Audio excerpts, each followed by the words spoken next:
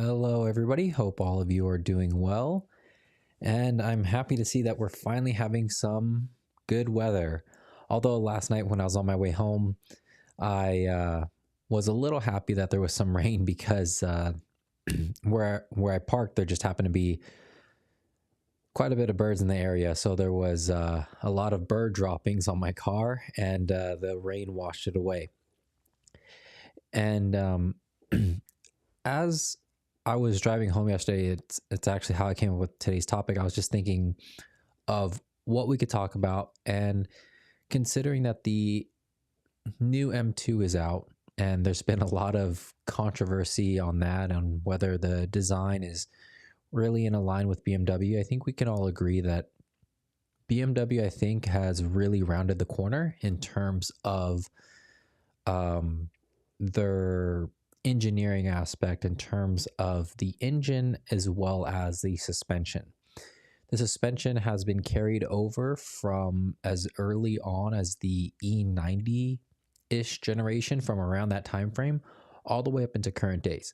Sure, it looks a little bit different, but for the most part, it borrows the same concepts. Like in the rears, we have, I think it's one, two, three, four or five control arms, and then in the front we have the three, and there are some people who do not like the strut design. They would prefer a more sophisticated design, as far as being able to take a corner and all of those things. But I think BMW, although the technology might be primitive in the front suspension, has refined it enough where it's definitely better than what other people or what other brands are using of that same system. And then there's all the things that come with the engines, right? We had the M cars in the E90 generation, E92, that had the rod bearing issues. The N54 would be plagued with the carbon deposits, and so you'd have to do walnut blasting, and they fixed that with the N55. The new M cars are like a souped up N55, so they're more powerful and just as reliable. And the M4 GTS had the liquid cooling capacity, so it's nice to see that they did some better iterations with that.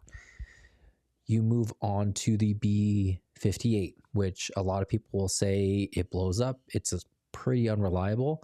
However, a lot of the issues that come up with the B58, it's the plastic cooling components. So once you swap those out, whether it be for silicone or you go for metal, whatever it is, then it's really reliable. Like the engine itself is reliable. It's the cooling components and their plastic capabilities, which we all know doesn't hold up well. And so that's what definitely inspired the topic for today, which is it better to build or buy your car? And of course, there's going to be some of those enthusiasts that say it's always better to build your car. And then there's going to be the people who say, I want a hassle-free experience, so it's always better to buy it.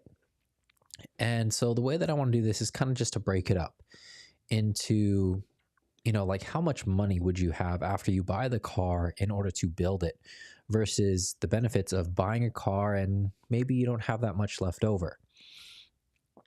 And of course, this is all inspired by, I definitely love the F chassis, the F87s, but BMW is moving on to the G chassis and the G87.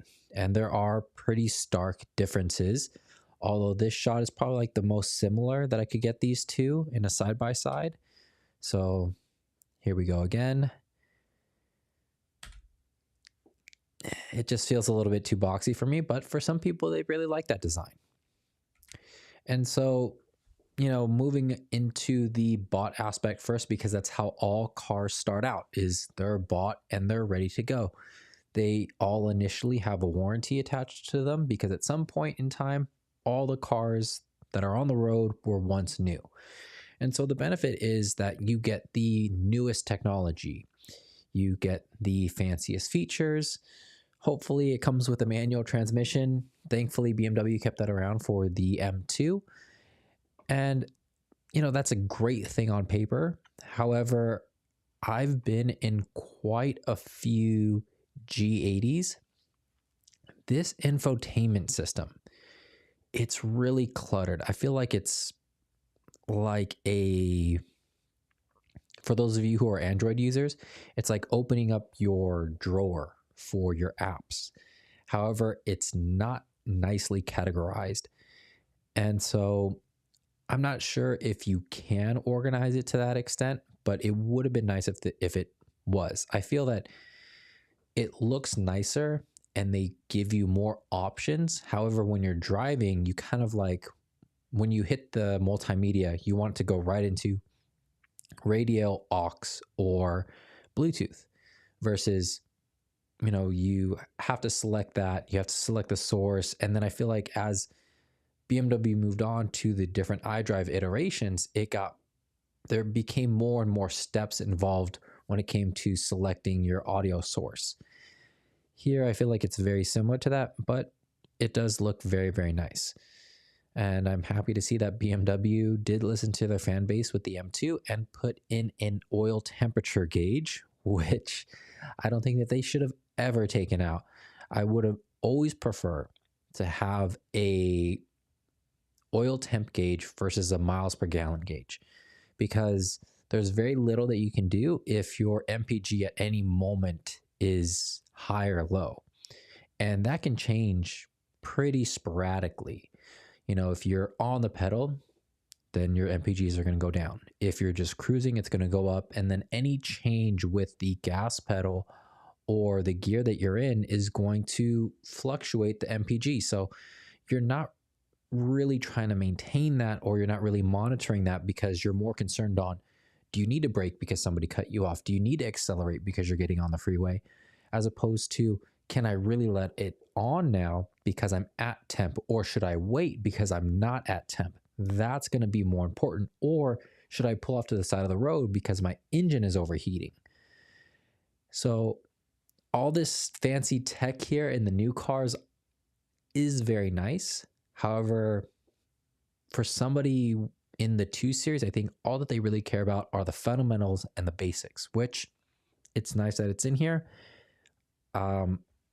So I like what's in front of the steering wheel. So in this picture, it's on the left side. Stuff on the right, I think they could clear it up quite a bit. And then you get the fancy stuff like the lighting on the doors, which, again, bells and whistles that do not need to be there. Another good thing is, I think BMW has done really well is their seats. I think they age very well over the years.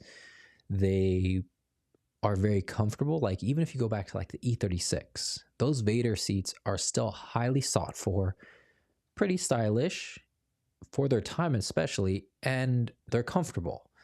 You move over to the E46, those seats probably aren't as aggressive looking, but they are definitely comfortable.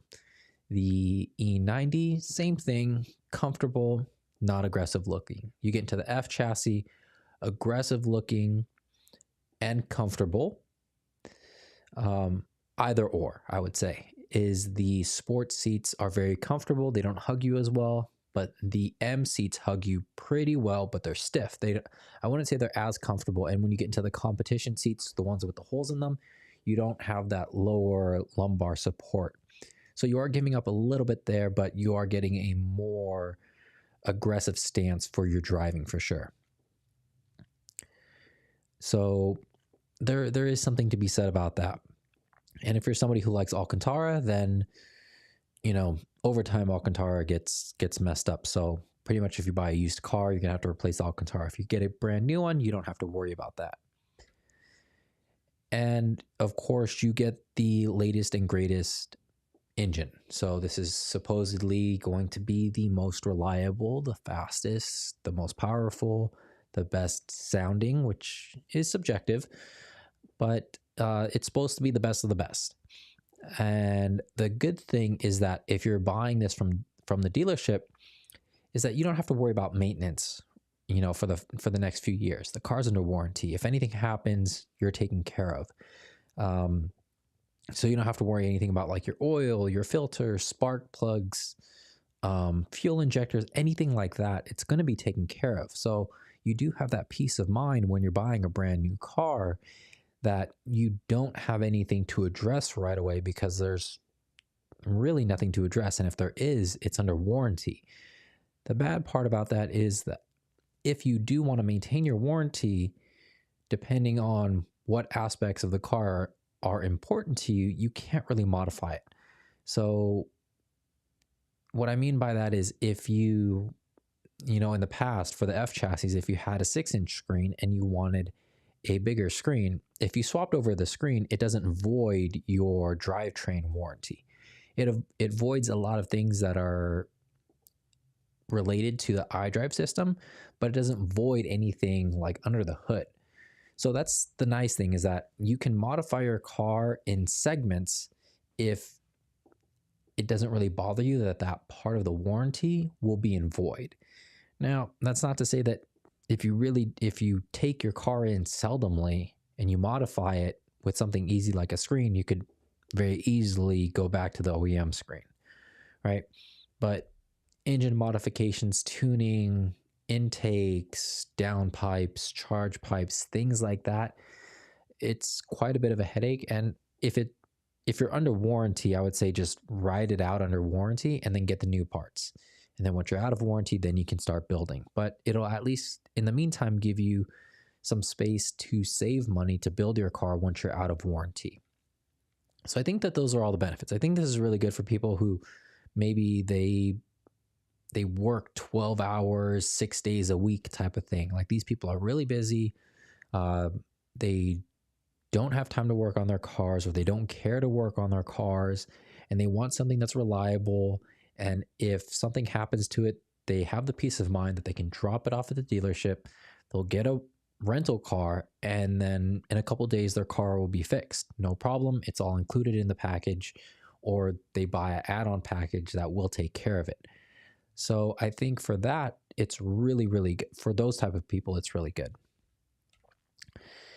And, here are some of the features that are on the new M car. You have the seats, the leather, the design.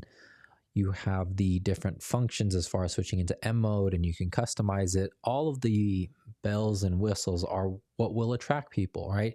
Do they want all the extras that are associated with the new car? Do they need all the technology, the infotainment? Do they care about the aesthetics? Do they want to be the first person in the car? Do they want to say that they bought a car brand new?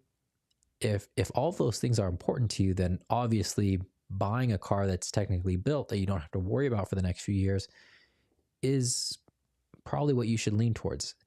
And it's kind of hard to build a brand new car because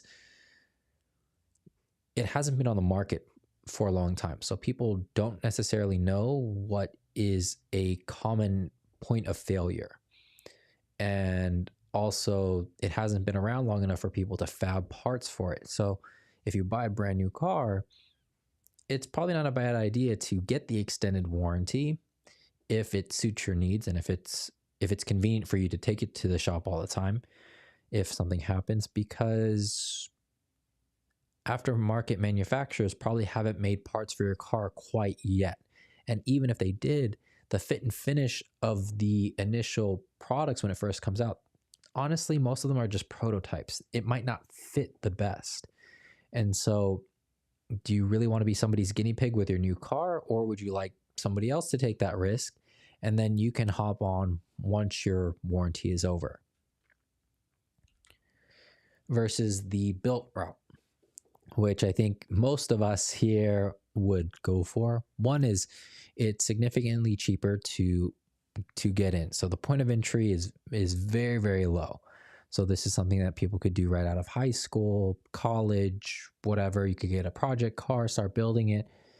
And the good thing is that there's a ton of resources, not just in the parts department, but in forums, YouTube videos, all the things as far as, taking this car that has a few miles on it, addressing the trouble issues, how to fix it yourself, how to save money, what's the best route if you want to do X, Y, and Z, or if you want to do A, B, and C. Whatever it is, once you have a car that has some age to it, there's a ton of resources out there, and pretty much whatever question that you would have asked, it's already been answered. And the good thing is that when you look at something like I believe it's the N20, or is it the N26? Whatever it is, BMW even had SULEV engines before that. So if you're buying a car and you plan to build it and it's a SULEV engine, you have that 15-year or 150,000 mile warranty, whatever comes first. So you can build it safely, and if anything happens to it, you're still under warranty. So if you're buying a car that's 5 years old and it still has that SULEV warranty, you still have 10 years or up to the 150,000 miles that you can play with and confidently do it. For the F30s, my buddy, they were telling him that his wastegate was bad. He took it to the dealership. I told him not to, but he took it to the dealership anyways. And then I just asked him, I said, hey, could you take a picture for me of the sticker under the hood? And his car was a SULEV. And this is the disappointing thing, is that when you take it to the dealership, they should know. They should know whether the car is a SULEV or not, because it's part of a federal program. And versus trying to get the money from the customer, there's already money in, say, like a fund from the federal program that they could get the money from. Of course, it does take a little bit more paperwork. It's probably a little bit more headache for them at the dealership, but they're not selling cars all the time. Like Monday through Friday is probably pretty slow for them. So why not go through that program or train your people to go through that program and then service the customer? Because if you service the customer in that type of fashion, they're more likely to come back to you, because guess what? Now they didn't have to spend money there, but maybe they'll want to get something from you that they probably wouldn't before. Like, say, for example, windshield wipers. They're definitely marking those things up. But if you're somebody who goes to the dealership and they tell you, hey, we'll replace your turbo free of charge, and then you're like, oh my goodness, I need windshield wipers too, you're probably going to be like, they did do me a favor here, so I'll get their windshield wipers. I know that they're charging me double what I could get over at AutoZone or Amazon, but you know what? I want to help them out. You're more likely to do that. And for the dealership, they actually gained money that way versus you getting your car diagnosed from them, not getting the turbo done there, and then taking it to an indie shop, get it done there, and then you still didn't buy the windshield wipers. So I think the traditional dealership model needs to reevaluate how they do business, because so long as they get the money, it shouldn't matter where the money's coming from. And if the money is sitting in a pool from a federal program, that money's guaranteed. The money from the customer is not guaranteed. You tell them how much that is, they're going to go shop around. But if you tell them it's free, they're going to say, yeah, here you go, no problem. So I think as far as building a car, if you want something that's pretty safe to start out with, look for a SULEV engine. And then I think there's a ton of resources as far as like what is covered for the different models, makes, years, all the things on BMW's website or something like that. So every car that's a SULEV, there's a complete description as far as what's covered. But basically, it's anything that deals with emissions should be covered. So that's why, like, timing chain guides, turbos, wastegates. And that's why, even though they told my friend that his wastegate was bad, they replaced the turbo, because while you're there, you might as well just replace the turbo. Because as I was saying, is when they told him it was the wastegate, they were going to charge him for the wastegate only. But then once, he brought up the whole thing with SULEV, they're like, oh, we'll just replace your turbo, because it's going to take just as much time because you're right there, but they can get more money from the program because they're replacing the whole turbo, not just the wastegate. So there's that. You also get your catalytic converter, is also part of that program. So pretty much everything from the, I guess I want to say just past the intake, just about all the way through the cat should be covered. And the other good thing is, I think when we're talking about modifications, I think it's important to see when you're evaluating, say, like I have X amount of dollars and there's two cars that I'm looking at. The brand new car would leave me with, a few $100s, maybe a couple $1,000s left over, which isn't bad to have left over just in case anything happens. Say, for instance, like a flat tire, if a window breaks, a rim gets bent, whatever. It's nice to always have like some spare money laying around just in case anything happens, even if your car's under warranty. Versus if you're looking to build a car and you're saying, maybe I'm going to have $5,000 left over. What can you do with that $5,000? How much of that $5,000 is going to be eaten up by necessary maintenance and preventive maintenance? If we're talking, you would have $10,000 over, and maybe 1,000 to 2,000 would be eaten up by maintenance related items. You have $8,000 to play with. And in that respect, I would almost always go build, because let's say you go coilovers and that's $3,000. You're left with $5,000 left over. Let's say worst case scenario, your tires are pretty much bald and you need to get a new set. You could probably get a set for, let's say, 15. So now you're left at 3,500. That 3,500, you could upgrade a few bushings. You could get control arms, because those are probably wearing down. Mounts like transmission mounts, motor mounts, all those things you could get done, and you're probably still going to have some change left. So it really depends when you're saying, like, I could buy a brand new car, or I could buy a car that's a little bit older, but I would have quite a bit of money left over to build it up. Just because, even the M suspension, it's good out the gate, but it does wear. So you put, I would say, even 40, 50,000 miles on it versus like brand new KWs or Bilsteins, then I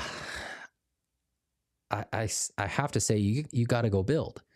Just because if you've ever been in a car with OEM suspension, whether it be brand new or not, and then you get into a car, that same car, after it's gotten coilovers, man, I would say do it even if you have $5,000 over.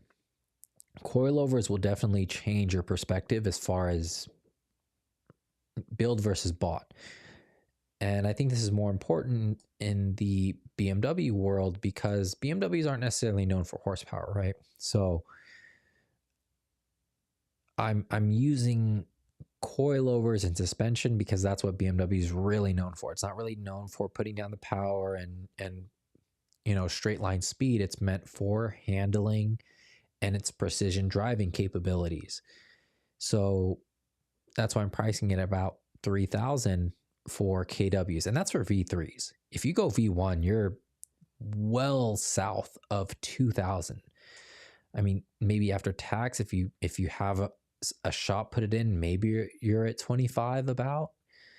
But yeah, you're not at 3, that's for sure. If you go V1s, if you just want like a really good daily suspension setup, that if you're somebody who's not going to adjust it anyways, I mean, V1's the way to go.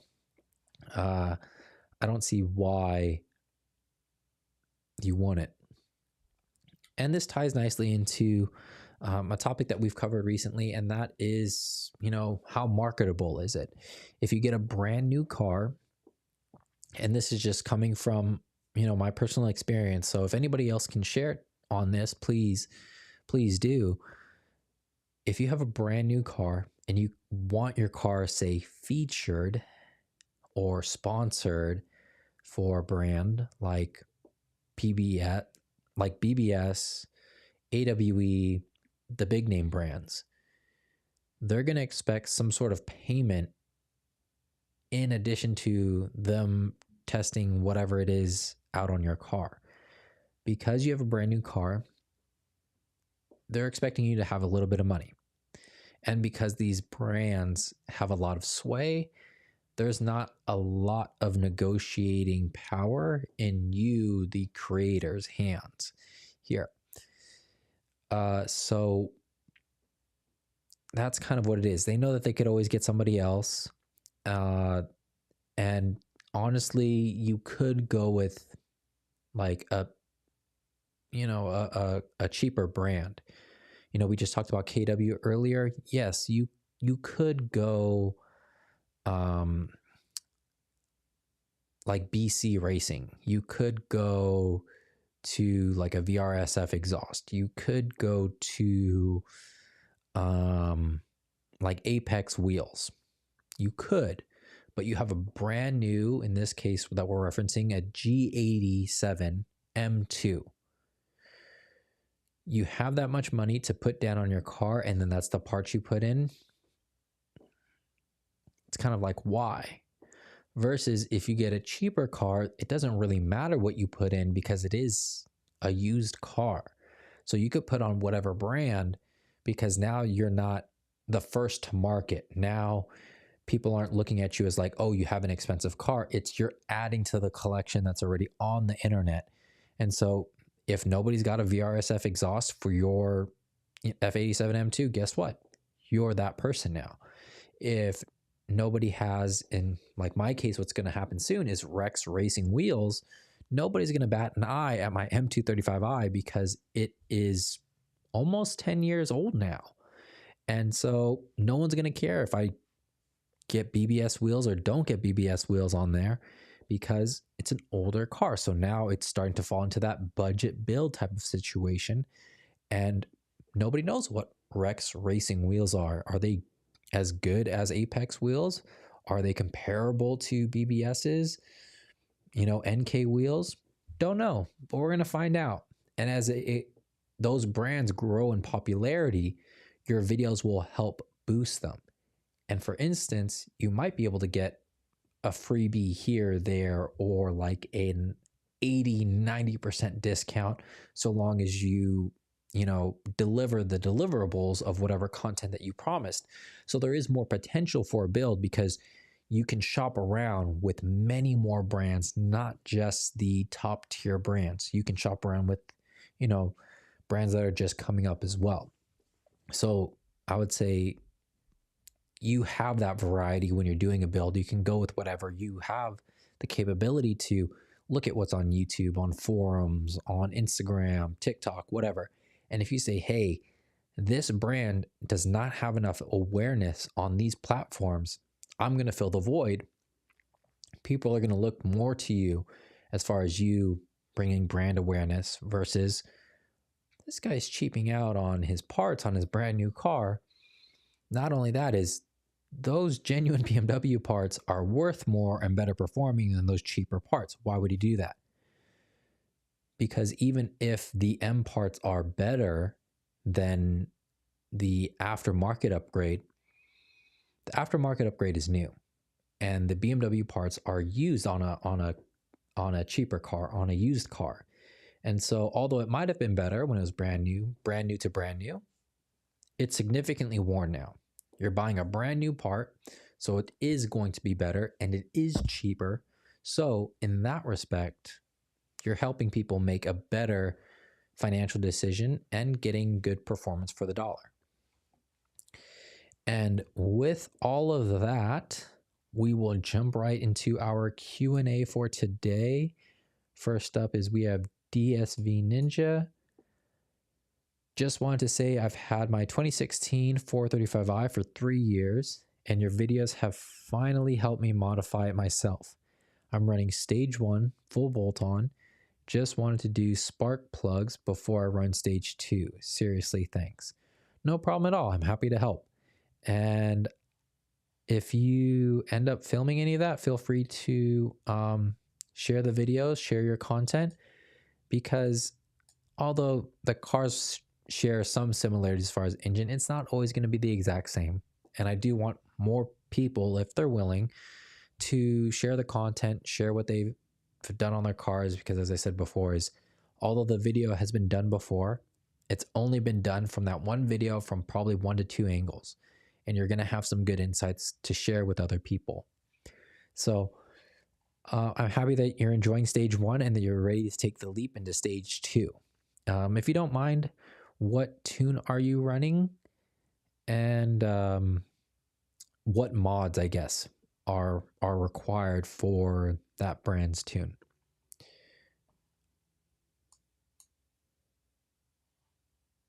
Battle Circuit Garage. Hi. How's it going?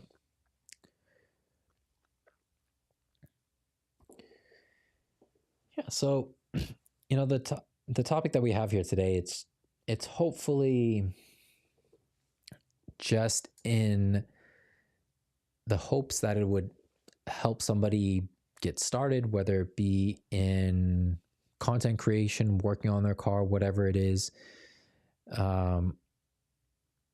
But I do think that this question does get asked quite a bit. Should you build a car? Should you buy a car? I think, honestly, when it comes to BMWs, if you're going to have a spare 5 to 10 grand, I'm almost always going to say, build it, don't buy it, just because like the suspension alone is worth it. Of course, if you don't have the time to, if you don't care to, if it's not really your thing, you just want something that you can jump in and go, then of course you buy the car that's ready to go. Battlestar Garage. Hello, I love your channel, and because of your videos, I've been more open to BMW. What would you recommend getting? E36, E46? I really like 5s, but are they worth buying, or are they money pits? It depends. I mean, honestly, it really depends on the engine. Like if you get the engines that are kind of relegated to the 5 and 7 series cars, then they do present their own challenges, just because there's not as much information out there versus the engines that get spread across like the entire platform. And I think that's why like 5 series gets a bad rep, right? Because it's just not as easy, because there's just not as information on there. Like for example, you have an N55 in an E chassis, and N55 in the F chassis 2 series, 3 series, 5 series. You even have it in like the X3 cars, or the X cars, I should say. So there's a ton of resources and information on the N55 and all of its iterations, versus you get something very specific to like the 5 series, like back then in these generations that you're talking about, you have like the V8s, right? They were only made for the M5 in that generation. So it's not that they're money pits, it's just that there's not as much information out there for people to feel comfortable to work on them. I would also say that I've noticed that the 5 and 7 series, the people who tend to buy them generally don't tend to work on their cars as much, or they don't tend to be as serious. I would say that the 2, 3, and 4 series people are where you see people, and I do hate to say this, like actually torque down their stuff to spec.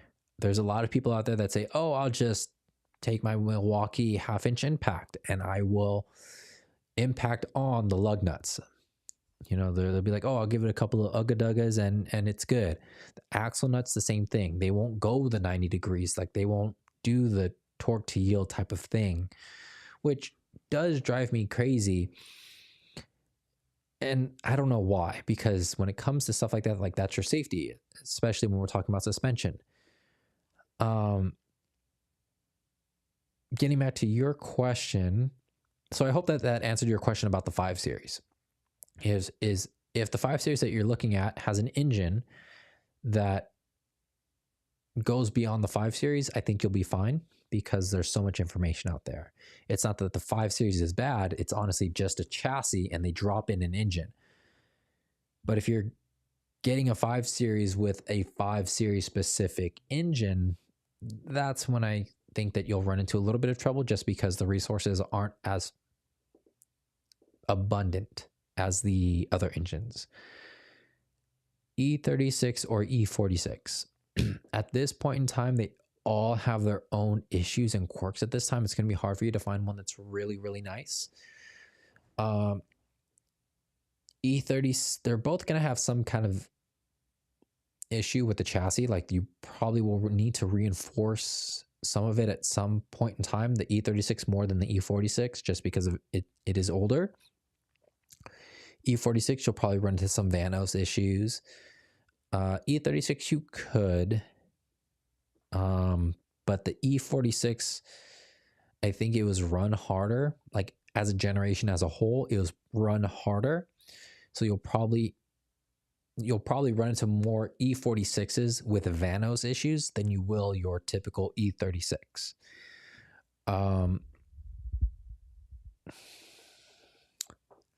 The good thing is that I would say if you want the most room to play with, you go with the E36, because the E36 can adapt a lot of things from the E46. Say, for example, it's not enough power for you and you want to do an engine swap. You can do that with an E46 engine. And then the point of entry for an E36 is cheaper. Versus an E46, you're not going to drop in an E36 engine, even if it's an M engine, right? The Euro spec E36M engine is about equivalent to the E46 US M3 engine.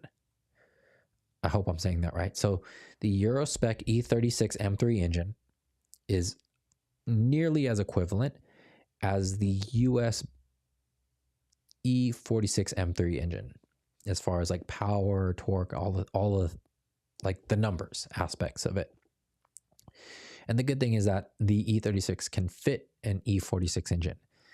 Also, there are other things here and there, like bushings, mounts, things like that, that the E36 can take from the E46 and be not just an upgrade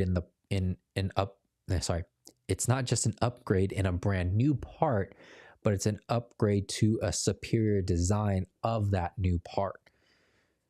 The E46, you're going to kind of you can adapt some things from like the E90 and things like that, but the E36 can adapt quite a bit.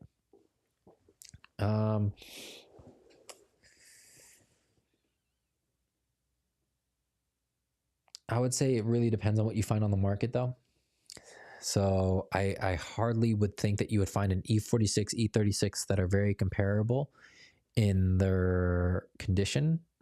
So I would say go with whatever you can find first, as far as like that's in a good condition. The only issue is the chassis reinforcement. You'll want to look in areas that take a lot of impact, like the area that makes contact with the struts, with the subframe. Those tend to crack, and you'll need to weld like metal plates to the area in order to prevent it from spreading. So that is a thing that you should be aware of before you really dive in. And so if you do either one of these, take it to a shop and do a pre-purchase inspection. You won't regret it. It'll be like $100, $200 well spent. And then you can offset that because the seller is always supposed to take care of the smog. So you'd be like, oh, I'll take care of a pre-purchase inspection. And if I end up not buying it, like at least they essentially got a free inspection. And if they're mechanically inclined, as soon as they get that inspection, they will either address the issue or they're going to have to come down in price if they want to sell it to you on the spot. So I hope that's helpful for you.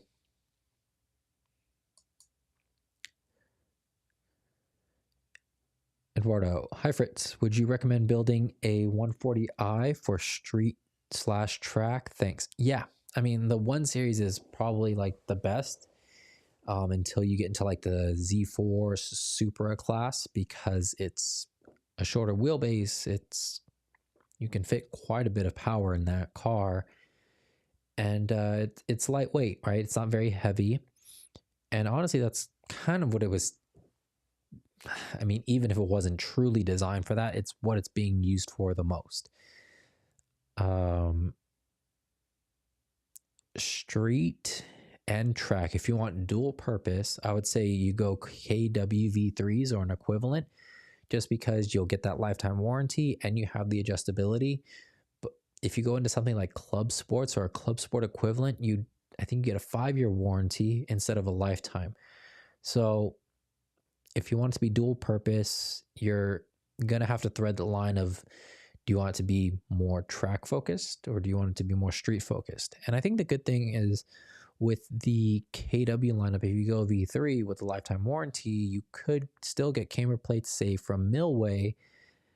I think their street version is supposedly like the best for street because it has that polyurethane bushing. It doesn't have that solid bushing.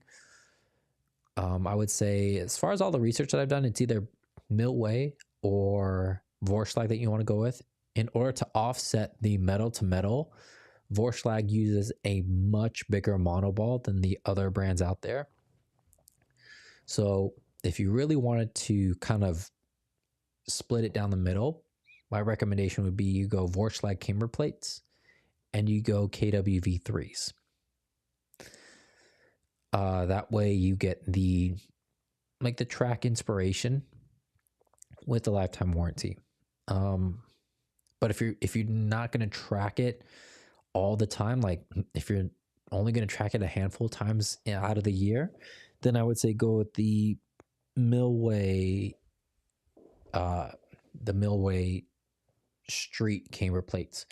But I mean, I run the Vorschlag camber plates on my car as a daily, and it's fine. It's a little noisy, but nothing too irritating, I would say. It's definitely something that you can put up with.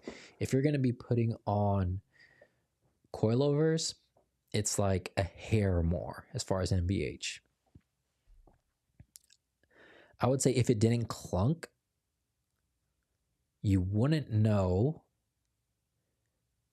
that I had in camber plates. Like if you had two cars that had the exact same coilovers installed on a car, like say the cars were pretty evenly worn, and then one car you put in KWs and the other car you put in KWs plus the Vorschlag camber plates, and if the camber plates didn't have that clunk sound there, you wouldn't be able to tell the difference between the two. It's that minimal.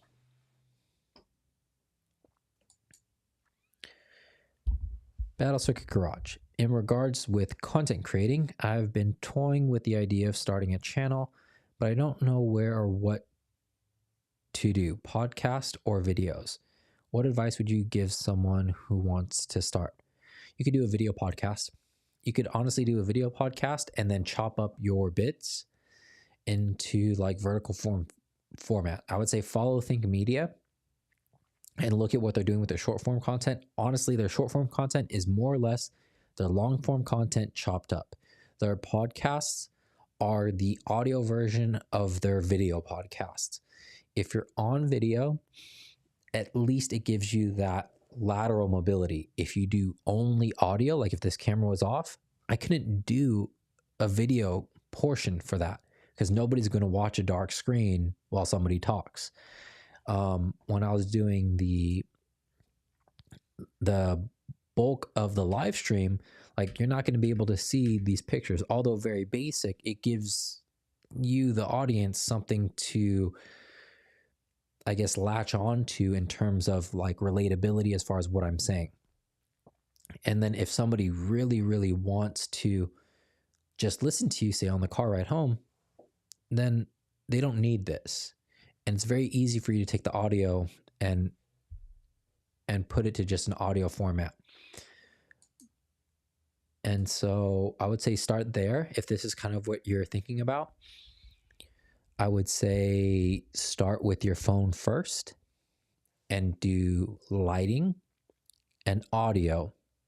And then once you have those two, save up at least $1,000 to get a camera, because your phone is about $1,000. So if you buy a camera that's less than $1,000, you're going down in quality. It's kind of like I was saying before, is if you get a brand new M2 and you put on like some no-name brand wheels, you know, if you put on, I don't want to throw any brand underneath the bus, but you guys get what I'm saying. Like, you guys go to American Tires, Discount Tires, and you pick up one of those wheel brands and you put that on your brand new G87 M2. You buy the ones that aren't the 5x20 but have all the holes around the center so that it can fit any car. That's kind of what you're doing if you buy a camera, a dedicated camera even, that's less than $1,000. When you have a phone that's probably close to $1,000. And we all know that most of the R&D when it comes to cell phones nowadays goes into the camera. So, and the good thing is when you're starting out in the beginning is you're going to want the versatility of easy point to shoot, easy accessibility if you're doing DIYs, and the camera does all of those things. And when you buy your audio and lighting, those things will go well with any camera that you get.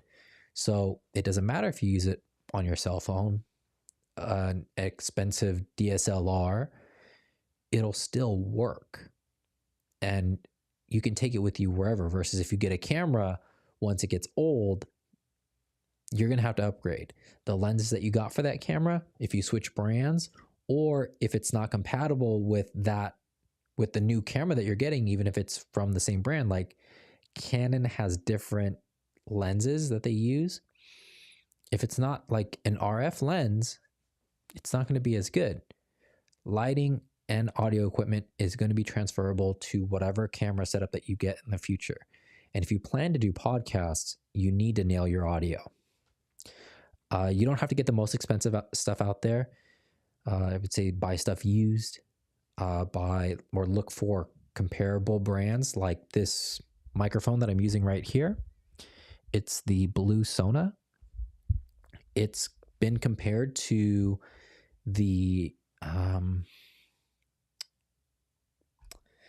it's one of the more popular microphones out there, but whatever the most popular microphone is out there. However, the good thing about this microphone is that it has a built-in booster for the sound levels. So I don't have to buy an external component for that. It's all built into the microphone, and it comes in just a little bit cheaper than the other brand. It's going to drive me crazy. I forget. Let me see here.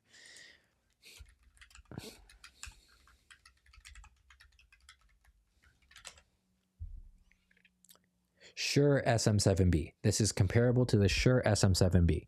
If I'm not mistaken, it comes in about $50 cheaper retail, but this thing goes on sale a lot, and you could get this used even. So, you know, if you're coming in $50 and it comes on sale and it goes on sale for like another $50 or $80, then you're coming down $100 from the SM7B. Now, if you do get a Shure SM7B used, that's great. However, you're going to have to buy a sound booster for it. I forget what it's actually called. Versus this, all that you really need is something called phantom power in order to power up the microphone, and it's good to go. This is the same microphone that I've been using for all of my voiceovers lately. But in all honesty, if you're just starting out, you could get started with, I would recommend you go with the Rode Wireless Go 2 or the Rode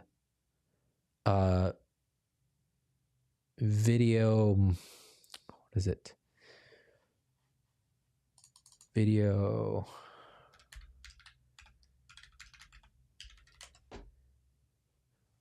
Rode Video NTG. That's a shotgun microphone. That's what I used to do all my voiceovers on. And so long as you position it correctly, That'll help you out with all of your videos, talking head, and voiceovers. Whichever one you want to go with. If you're more like mobile, if you're going to move around a lot more, I would say do the Rode Wireless Go 2 because you would want a lavalier setup. So I hope that helps. Soul Slinger, how's it going, man? Good to see you. Okay, you track Think Media as well. All right, nice. Yeah, they blew up over the last 7 years, and I'm glad that they did. They definitely deserve it. They give good tips, and I know that they do offer like a paid subscription, or you can join like their mastermind class or whatever. But they give so much. I feel like for the casual YouTube or somebody who's just starting out, until you've tapped into all their free resources, there's no need to buy the course or their class or whatever. Like they come out with so much stuff already. It'll keep you busy. On the built or bought topic, I think it all depends on the person. I will say as a builder, I have to deal with downtime as far as not driving my car, but personally, I have the patience to wait. I have a reliable backup that's proven that I use to get to work. I spent a month shaking down my 540i, and it's back in the shop for its second round of extensive work.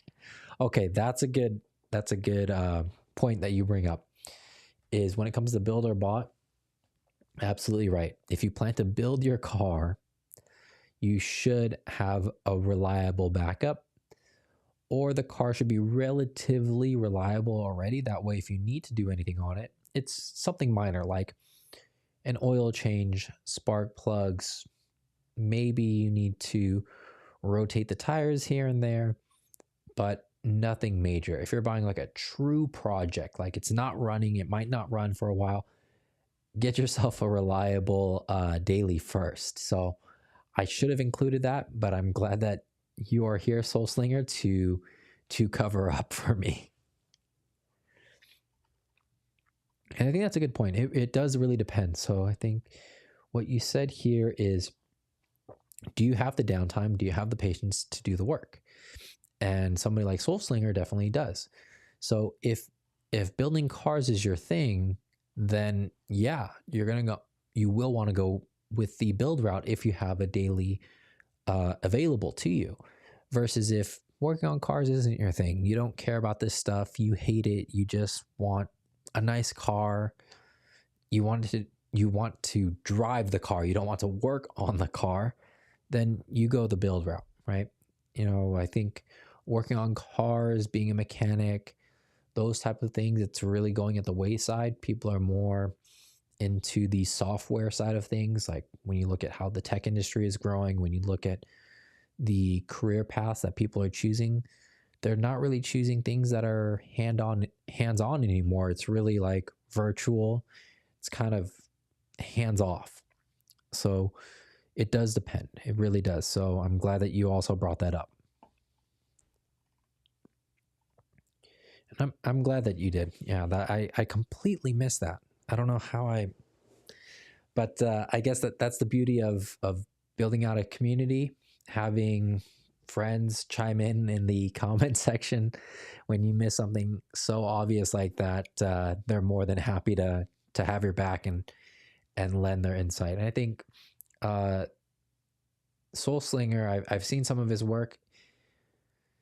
I would say like he's definitely a more capable mechanic than I am, for sure, and definitely a lot of other YouTubers out there as well. I think what people on YouTube do really good is documenting the journey. They're probably not like the best mechanic. I certainly am not. But they're just really good. Some of them are really good at documenting the process. And just because we had 8 hours one day to do suspension, yeah, we had the luxury of taking our time watching YouTube videos of 6 different creators do this exact job, and we can learn from it. People like Soul Slinger, like they've done this for so many years, and so they built up the knowledge not from watching somebody else, but actually doing it themselves. And they do it under the pressure of time, right? They don't have 8 hours to do one set of suspension, or 3 hours to do an oil change because they need to get the camera shot right. Like they're doing all these things in like just a couple of hours or a few minutes.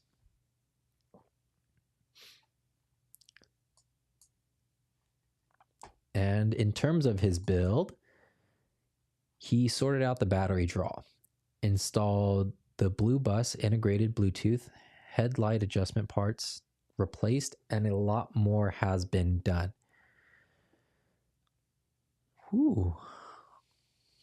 Well, the first part, I am happy that part has been settled out, because and see, this is the part where I would say like he's definitely more capable than I am, because I hate dealing with electronics, tracking down like a battery draw, and that would get increasingly annoying. Like you put in a battery and it's like dead all the time, or there's something drawing power but you have no idea what it is. Like this is, I feel like even if you watch a lot of videos on YouTube, this is something that you can really only get firsthand, something that you would only get with experience.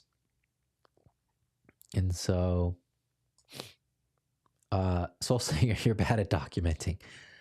Well, I mean, it's fine, man. I mean, you're like this, like figuring out this is important. And like you could voice over this. Like you could just say, hey, this is how I found it, whatever, whatever.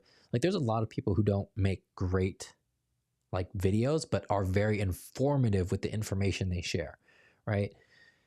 And I would say it's a lot easier when it comes to documenting, taking video, all that stuff. Like it's so easy to do, because you just put a camera on a tripod, you get the lighting right, and boom, you shoot. Like it's so hard to do this. It is so hard to do this. Like I can't just wake up one day and be like, oh yeah, I'll do that. I'll figure out how to do it and describe it very easily, versus I already know how to do this and I can show people how to do this. All I have to do is put a camera on a tripod, put my phone on a tripod, or talk into a microphone. So I think out of the two things, you definitely have the better skill set down at this point versus the other. I trace the draw back to the stereo amplifier. Okay. It also affected the key fob functionality. Once I replaced the amp, I was able to program my key. Oh, that is so interesting. Do they piggyback off the same fuse, or I wonder how? Let me see the amplifier. If it's how would it affect the key? There's got to be some kind of. See, again, this is I'm not a pro, so I don't necessarily know this. Let me see here. That is interesting, though. Yeah, some people, when it comes to electronic work, I feel like it's witchcraft. I have no idea what to do in that aspect. And because of that, I'm very squeamish when it comes to cutting, splicing, anything. If somebody tells me that this electronic component is plug and play, it better be plug and play. I do not want to tap into power. I don't want to do any of that stuff. Now, if you give me an external power source like a battery bank or something like that for like dash cams, that's fine. But I do not want to like tap into, say, my headlights, or tap into power that comes on only when the car is on. I do not want to do that, because I know that like that's the capabilities of my skill set. Soul Slinger, I'm not exactly sure how. All right. That's no problem, man. I mean, I have no idea. I was just curious. And so, see, that's another good thing about you too. Like I think that's hard for people as like they scale up is they feel like they always need to have an answer. Like saying, I'm not sure or I don't know. Like, I think that's a very valuable asset to have, having the humility to say, I don't know, I'll figure it out, or I don't know, and I'll go learn it, or I just know that it did this. I don't know how, because you're being honest with your audience. You're not kind of like running them around through a loop, like trying to make it sound like you know it all, because I think it's all a learning process. The people who comment and say like, oh, you need to know this, oh, you don't know this, like, all right, you go on their page and they have 0 videos. They didn't even have the courage to put themselves out there like that, to try to document, to share with somebody. And I think that just helps the community out as a whole. So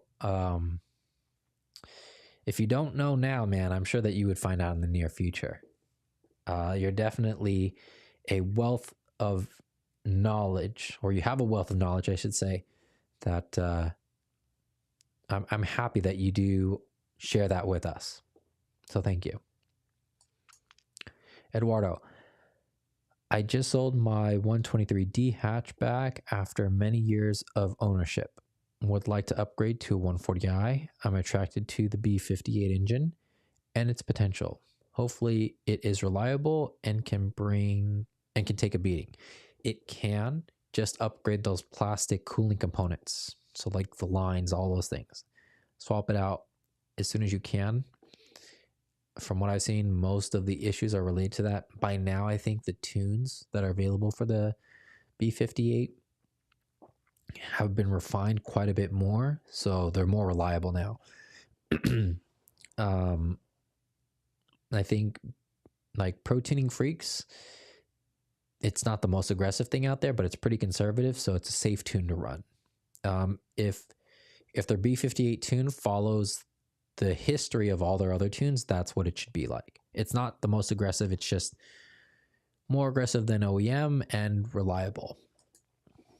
Jacob, bought my 15 MT35i full bolt-on with JB4, not because I wanted to buy it like that. An opportunity to get a new card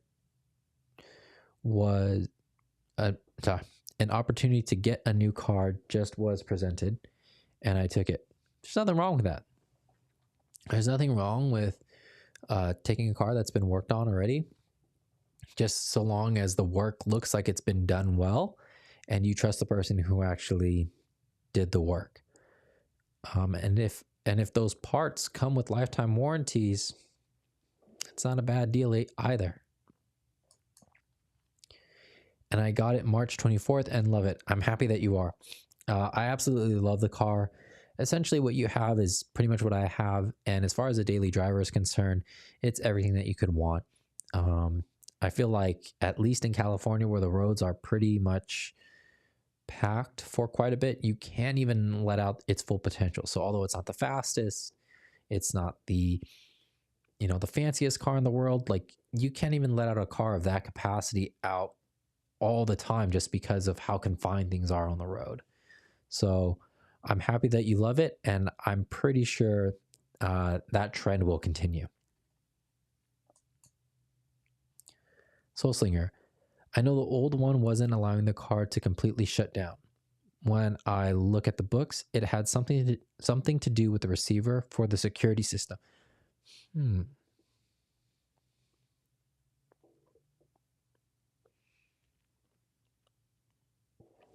I'm trying to think too, when I installed the amp on my car. I mean, that wiring harness, like it all, and BMW's like it all kind of talks together.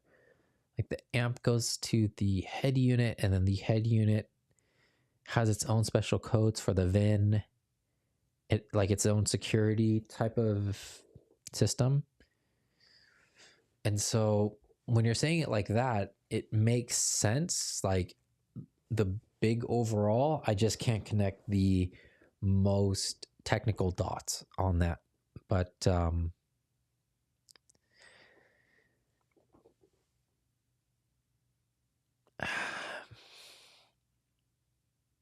I don't know how. If you told me this, right? And if you were trying to explain it to me, I'd be like, yeah, like that makes sense. Like I know how like the pieces. I know that they do talk together. I just don't know how.